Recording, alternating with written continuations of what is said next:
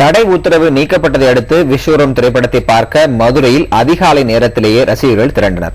மதுரை பெரியார் நிலையம் அருகே உள்ள தங்க ரீகல் திரையரங்கில் காலை 6 மணிக்கு திரைப்படம் வெளியாகும் என்ற எண்ணத்தில் அதிகாலை 4 மணிக்கு ரசிகர்கள் திரையரங்கின் முன் கூடினர்.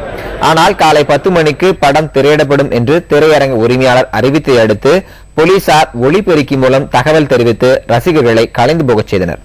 மதுரையில் மொத்தம் 3 திரையரங்குகளில் விஸ்வரூபம் திரைப்படம் இன்று வெளியிடப்படுகிறது.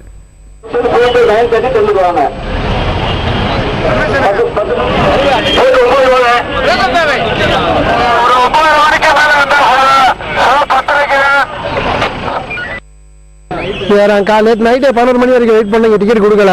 காலைல விடிய 4 மணிக்கு இங்கே ரசிகர்கள் வர ஆரம்பிச்சிட்டாங்க.